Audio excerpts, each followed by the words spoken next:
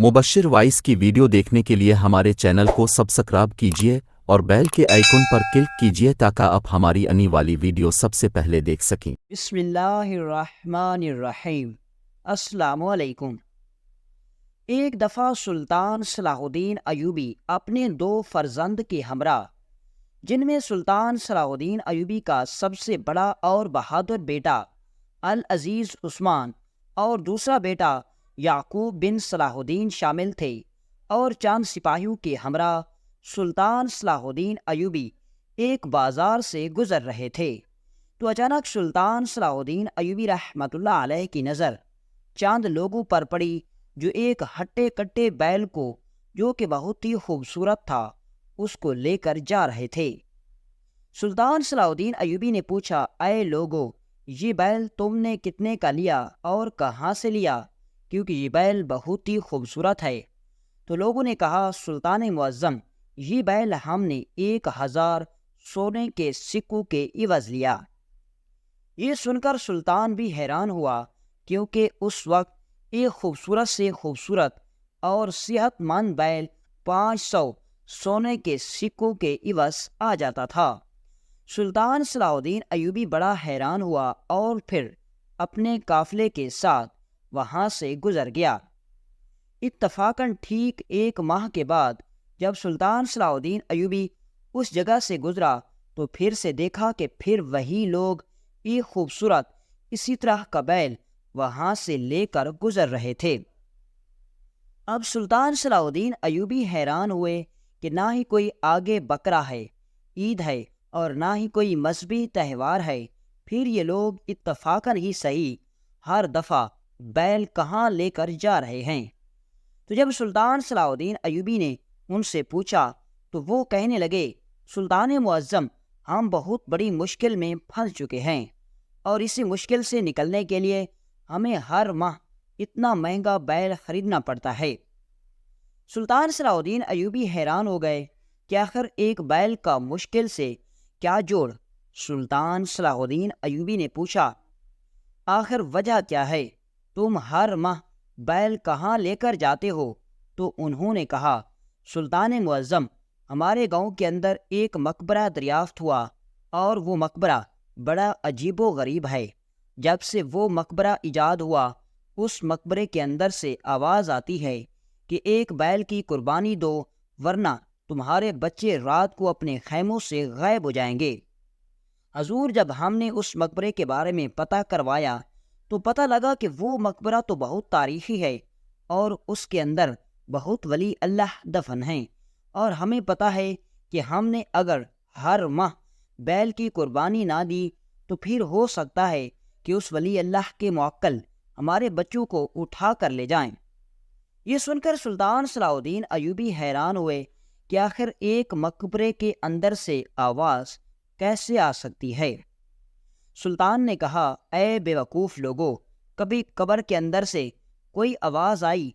तो उन्होंने कहा, हजूर, हमें खुद समझ नहीं आती, लेकिन हमने अपने कानों से वो आवाज़ सुनी, और जब पहली मर्तबा उस मकबरे से आवाज़ आई तो हमने बैल की कुर्बानी नहीं दी, और चंद ही दिनों के अंदर हमारे गांव के सरदार का बच्चा गायब हो गया, और इसी डर की वजह से हम हर माह इतने महंगे और खूबसूरत बैल की कुर्बानी देते हैं। सुल्तान सलाहुद्दीन अयूबी ने कहा कि तुम मुझे उस मकबरे के ऊपर ले जाओ, मैं तुम्हें बताता हूँ कि आखिर इसके पीछे माजरा क्या है। जब सुल्तान सलाहुद्दीन अयूबी उन लोगों के साथ उस मकबरे पर पहुँचे तो सुल्तान सलाहुद्दीन अयूबी ने पूछा, तुम बैल की कुर्बानी कैसे देते हो? तो उन्होंने बताया कि सुल्तान मुअज़्ज़म, वो मकबरा 20 फुट नीचे बना हुआ है, क्योंकि वो मकबरा जब हमारा गांव का एक किसान कुआं खोद रहा था तो उस वक्त दरियाफ्त हुआ था, और जब सारी जगह की खुदाई की गई तो वहाँ से एक मकबरा निकला था, और हम उस मकबरे के दरवाजे पर एक बैल बांध देते हैं। जब सुबह आते हैं तो बैल नहीं होता और उस मकबरे के अंदर से आवाज़ें भी ख़त्म हो जाती हैं। सुल्तान ने कहा, इस दफ़ा तुम जब बैल बांधना तो मैं एक तरफ छुप कर बैठ जाऊंगा और पता लगाऊंगा कि आखिर वो बैल मकबरे के अंदर मरा हुआ इंसान कैसे लेकर जाता है। سلطان صلاح الدین ایوبی اس مقبرے کے پاس کے اندر ایک سرنگ چھوٹی سی کھود کر چھپ گئے، اور جیسے ہی گاؤں کے لوگوں نے بیل باندھا اور جیسے ہی آدھی رات کا وقت ہوا تو اگلا منظر دیکھ کر سلطان صلاح الدین ایوبی کے ہوش اڑ گئے، کیونکہ وہ گاؤں والے جھوٹ نہیں بول رہے تھے بلکہ اصل میں ہی۔ دوستو، یہ واقعہ اصل میں کچھ اس طرح کا ہے کہ ایک دفعہ مصر کے گاؤں کے اندر ایک بوڑھا کسان گاؤں کے چند مزدوروں کے ساتھ مل کر اپنا زمین کے ٹکڑے میں کھیتی باڑی کرنے کے لیے ایک کنواں کھود رہا تھا۔ بوڑھا نہیں جانتا تھا کہ اس کی زندگی میں کیا ہونے والا ہے۔ چند مزدور اور وہ بوڑھا ساتھ مل کر کنویں کی کھدائی کر رہے تھے تو اچانک کھدائی کرتے ہوئے ایک مزدور کا کدالہ ایک ایسی جگہ پر لگا جیسے ان کو محسوس ہوا ہو کہ یہاں کوئی نیچے پتھر ہے۔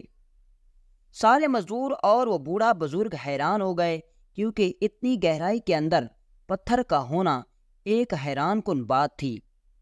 سب لوگ حیران ہو گئے تو بوڑھے بزرگ نے کہا، ضرور یہاں کچھ ہے، تم یہاں آہستہ آہستہ مٹی نکالنا شروع کر دو۔ مزدوروں نے مٹی نکالنا شروع کر دی، اور جب مٹی نکالی گئی تو ایک بڑا سا پتھر نکلا۔ بوڑھے بزرگ نے کہا، اگر یہ یہاں پتھر ہے تو پھر اس کے نیچے کچھ ضرور چھپا ہوا ہے۔ سب لوگوں کے دلوں میں آ گیا کہ شاید یہاں خزانہ چھپا ہوا ہے۔ سارے مزدور خوشی خوشی اس کنویں کو کھودنے لگے۔ جو کام انہوں نے آدھے دن میں کیا تھا، اب خزانے کی خوشی میں انہوں نے وہ چند لمحوں کے اندر کام کیا اور اس کو پتھر کو باہر نکالا۔ لیکن جیسے ہی پتھر نکلا تو اگلا منظر دیکھ کر سب مزدوروں کے پیروں تلے زمین نکل گئی، کیونکہ جب انہوں نے پتھر نکالا تو نیچے ایسا محسوس ہو رہا تھا کہ جیسے کوئی بہت بڑا کمرہ بنا ہوا ہے۔ سب لوگ حیران ہو گئے اور یہ بات پورے گاؤں کے اندر پھیل گئی کہ فلاں بوڑھے بزرگ کی زمین کے اندر ایک کوئی پرانا جدید کمرہ نکل آیا ہے، جبکہ وہ کنویں کی کھدائی کر رہا تھا۔ یہ خبر ایک آدمی نے پورے گاؤں کے اندر آگ کی طرح پھیلا دی، اور چند ہی گھنٹوں کے اندر پورے کا پورا گاؤں اس کنویں کے دہانے پر پہنچ گیا۔ سب لوگ دیکھ رہے تھے کہ آخر اس کمرے کے اندر کیا ہے، آخر اس پتھر کے نیچے اندھیرے کمرے کے اندر کیا ہے۔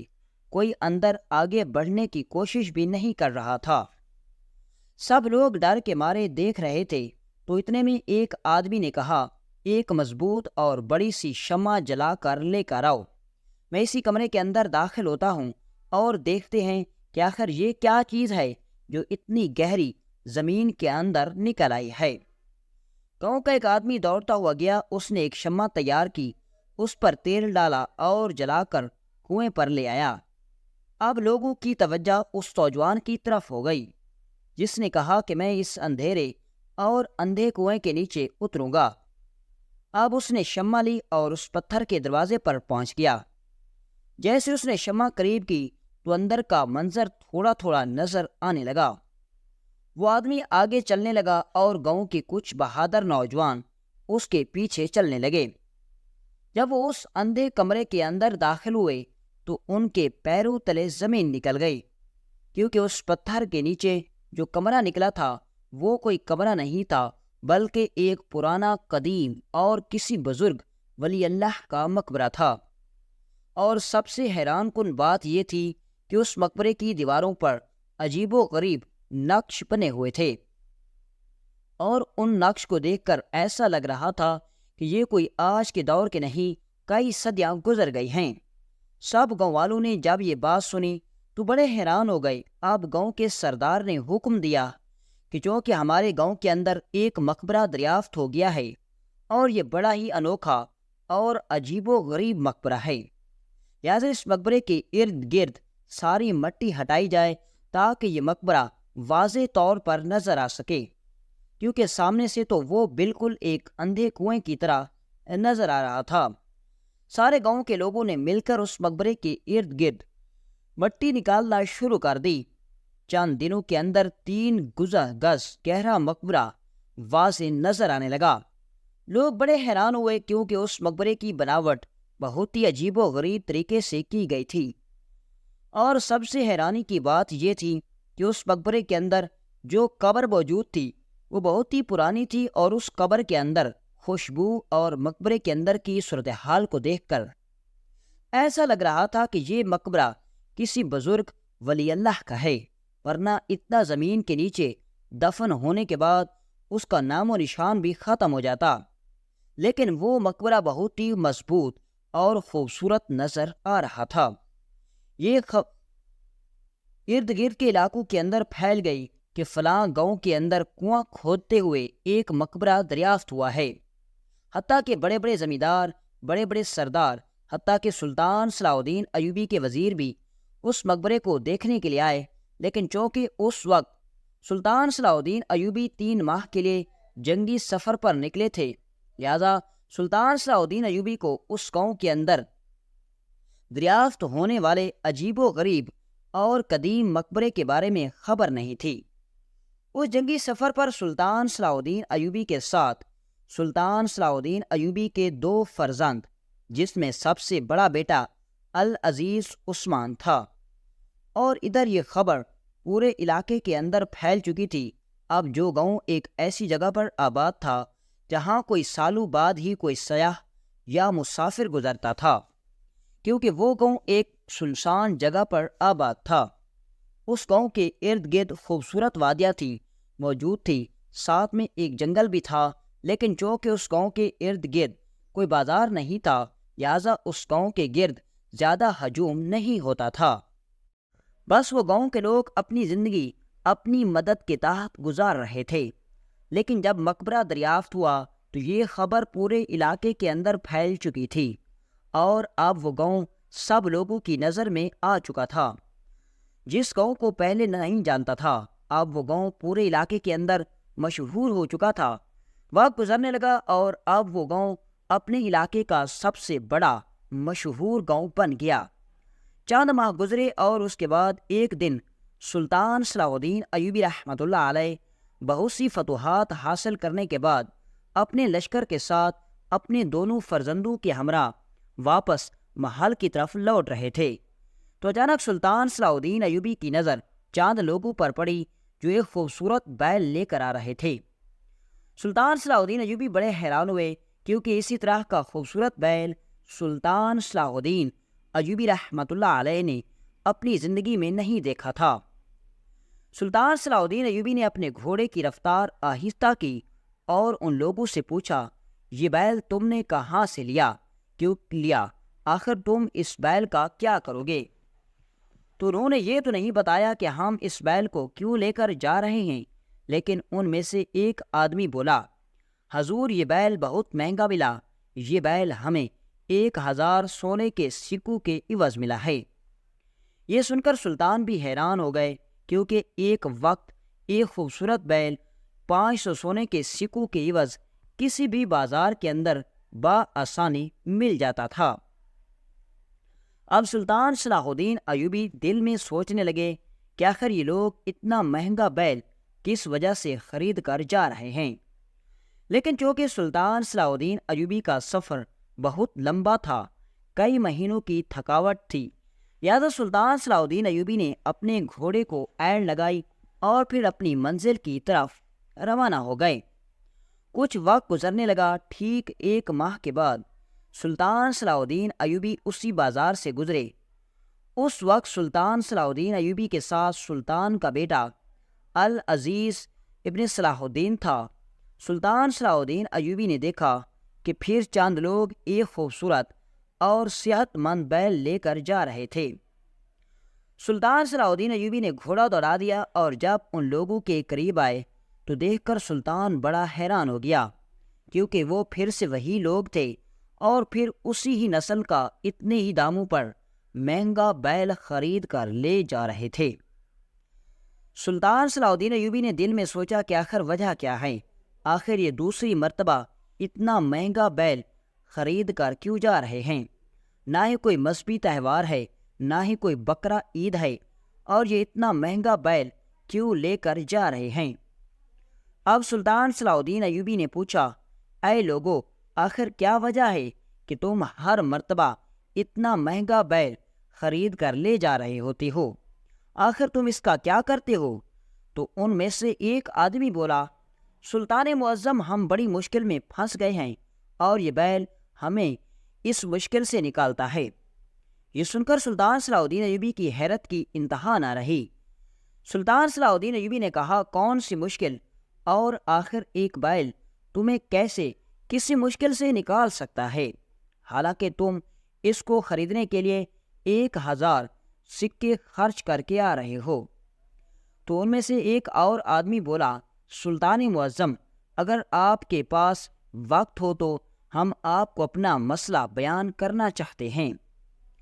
سلطان صلاح الدین ایوبی نے کہا، ابھی میں ایک اہم موضوع پر جا رہا ہوں، تم میرے مشیر کو اپنے گاؤں کا نام بتا دو اور کل تم آ کر میری عدالت میں پیش ہو جانا، میرے دربار میں آ جانا، پھر مجھے اپنے مسئلے اور اس بیل کے بارے میں بتانا کہ آخر ہر ماہ تم اتنا خوبصورت اور مہنگا بیل کا کیا کرتے ہو۔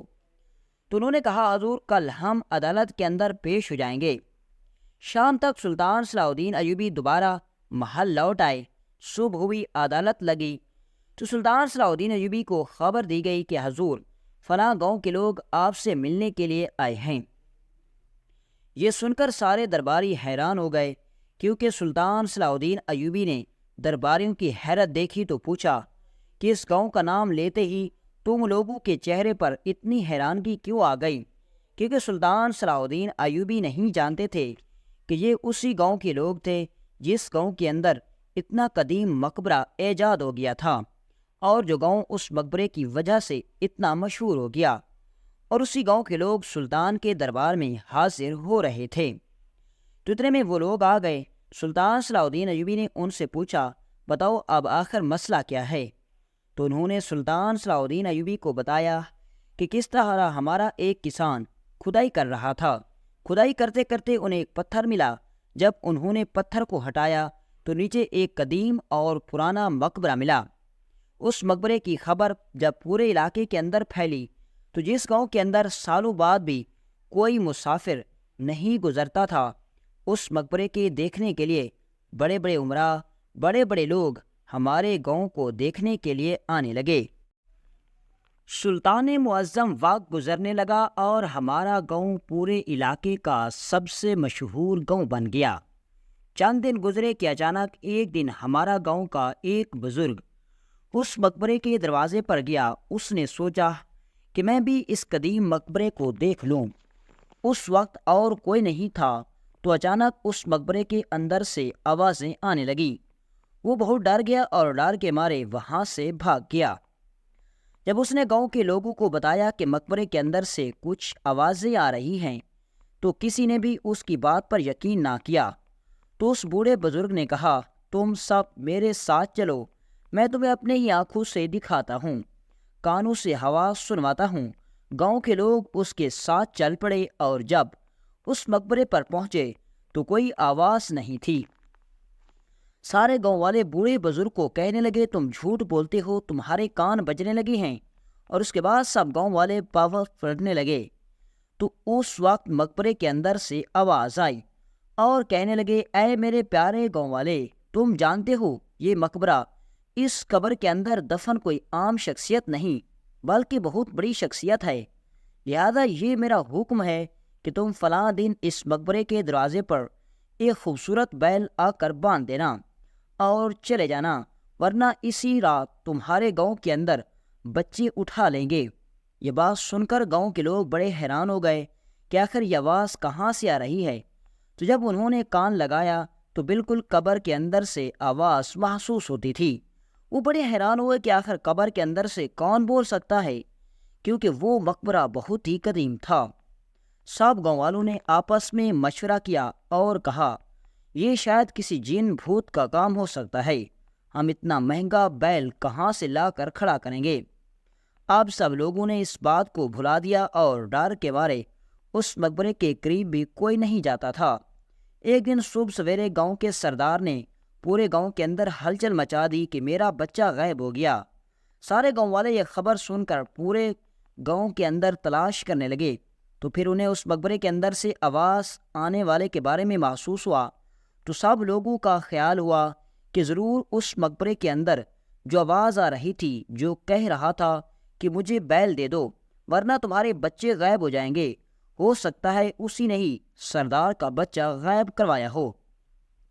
سب گاؤں کے لوگ دوڑتے ہوئے اس مقبرے پر پہنچے تو پھر سے آواز آنے لگی، میں نے تمہیں کہا تھا نا بچہ غائب ہو جائے گا اگر تم نے بیل نہ باندھا۔ یہ بات سن کر سارے گاؤں والے ڈر گئے تو گاؤں والوں نے وعدہ کیا کہ ہم کل صبح شام کے وقت یہاں بیل باندھ دیں گے۔ سردار نے اسی وقت بیل خریدا اور اس مقبرے کے دروازے پر باندھ دیا، اور اب سردار نے جیسے ہی بیل باندھا تو مقبرے کے اندر سے آواز آئی کہ تھوڑی دیر بعد آ کر اپنا بچہ لے جانا، اور سردار وہاں سے چلا گیا۔ سب گاؤں والے تھوڑی دیر گزرنے کے بعد جب دوبارہ مقبرے پر گئے تو باہر بچہ تھا، رسیوں کے ساتھ بندھا ہوا تھا، مقبرے کے پاس پڑا ہوا تھا۔ ہم نے ارد گرد دیکھا لیکن مقبرے کے اندر کوئی سراغ نہیں تھا، کوئی ثبوت نہیں تھا کہ آخر یہ بچہ کہاں غائب تھا۔ گاؤں والے ڈر گئے اور سلطان معظم اب اسی وجہ سے ہر ماہ گاؤں والے ایک خوبصورت اور سب سے قیمتی بیل خریدتے ہیں اور جا کر اس مقبرے کے دروازے پر باندھ دیتے ہیں۔ صبح بیل غائب ہو جاتا ہے اور ایک ماہ خاموشی رہتی ہے۔ ایک ماہ بعد پھر گاؤں والوں کو یہ سب کرنا پڑتا ہے۔ یہ سن کر سلطان صلاح الدین ایوبی کو بہت غصہ آیا اور کہا، کل میں تم سب ہمارے ساتھ چلوں گا اور اس مقبرے کے اندر کیا حقیقت چھپی ہوئی ہے اس کا پتہ چل جائے گا۔ اب سلطان صلاح الدین ایوبی ان سب گاؤں والوں کے ساتھ چل پڑے۔ جب سلطان گاؤں پہنچے تو خوبصورت بیل کو کھولا گیا۔ گاؤں والوں نے وہ بیل اس مقبرے کے دروازے پر باندھ دیا جہاں پہلے باندھا ہوا تھا، اور سلطان صلاح الدین ایوبی اس مقبرے کے ساتھ میں ایک چھوٹا سا گڑھا کھود کر اوپر سے جھاڑیاں ڈال کر اس کے اندر چھپ گئے۔ سارے لوگ کہنے لگے، سلطان معظم، جو بھی کوئی مخلوق ہے وہ آپ کو نقصان پہنچا سکتی ہے، لہٰذا آپ ایک بیل کی خاطر یہاں نہ رکیں۔ تو سلطان نے کہا، کب تک اس مقبرے کے اندر چھپا انسان تمہیں لوٹتا رہے گا؟ جو انسان چند سکے مزدوری کماتا ہو وہ ہر ماہ بیل خریدنے کے لیے اتنے سکے گاؤں والوں کے ساتھ کیسے ادا کرے گا؟ لہٰذا اس حقیقت سے پردہ اٹھانا ہوگا۔ اب گاؤں والے چلے گئے، سلطان صلاح الدین ایوبی چھپ گئے۔ تھوڑی دیر گزری، اندھیرا چھا گیا تو اچانک سلطان صلاح الدین ایوبی نے دیکھا کہ مقبرے کے اندر روشنی ہو گئی۔ سلطان بڑا حیران کہ آخر مقبرے کے اندر روشنی کس نے کی، کیونکہ اس وقت کسی کا نام و نشان نہیں تھا۔ تھوڑی دیر کے بعد اس روشنی کے ساتھ چند لوگوں کی آوازیں آنے لگیں۔ اب سلطان صلاح الدین ایوبی اس جھاڑیوں سے نکل کر مقبرے کے دروازے پر چھپ کر دیکھنے لگے۔ جو سلطان نے دیکھا تو سلطان کے پیروں تلے زمین نکل گئی، کیونکہ اس مقبرے کے اندر سے وہ آواز نہیں آتی تھی، بلکہ انہی کے گاؤں کا ایک ڈاکو، ایک چور جو اسی مقبرے کے ساتھ ایک تہہ خانہ تھا اس نے بنا رکھا تھا، اور وہ اسی تہہ خانے سے آوازیں نکالتا تھا اور گاؤں والوں کو ڈراتا تھا۔ اب جاؤں گاؤں والوں اس بیل کو دے کر جاتے تو وہ عیاشی سے ایک ماہ اس بیل کا گوشت کھاتا، اور جب پھر ایک ماہ گزرتا تو پھر وہ وہاں سے آوازیں آنے لگتی، اور پہلی مرتبہ جب سردار کا بچہ غائب ہوا تھا تو اسی ڈاکو نے ہی غائب کیا تھا، جو کہ اس تہہ خانے کے اندر اس نے چھپا رکھا تھا۔ لیکن اس نے اس مقبرے کے اندر ساتھ میں اتنا مہری سے تہہ خانہ بنایا کہ کسی کو شک نہ ہوا۔ اور بہت سی روایات میں یہ بھی ملتا ہے کہ اس جدید ترین مقبرے کے اندر قبر کے ساتھ ایک پہلے تہہ خانہ موجود تھا، لیکن گاؤں کا کوئی آدمی اسے نہیں دیکھ پایا، لیکن اس ڈاکو نے دیکھ لیا اور اس کے دماغ میں یہ سارا منصوبہ آیا، اور اسی طرح اس نے گاؤں والوں کو لوٹنا شروع کر دیا۔ لیکن اب سلطان صلاح الدین ایوبی رحمۃ اللہ علیہ نے اس کی ساری حقیقت کھولی، میان سے تلوار نکالی اور اس کے سارے ساتھیوں کو قتل کر ڈالا، اور اس کو پکڑ کر سلطان صلاح الدین ایوبی سارے گاؤں والوں کے سامنے لے گیا۔ اور جب سارے گاؤں والوں کو سامنے سلطان صلاح الدین ایوبی نے حقیقت کھولی تو گاؤں والوں کو بہت غصہ آیا، اور اس کے بعد ان گاؤں کی ہمیشہ ہمیشہ کے لیے بیل کی قربانی دینے سے جان چھوٹی، اور سلطان صلاح الدین ایوبی نے اس ڈاکو کو موت کی گھاٹ اتار دیا، جو گاؤں والوں کو بے وقوف بنا کر ہر ماہ اتنا قیمتی بیل ان سے لے رہا تھا۔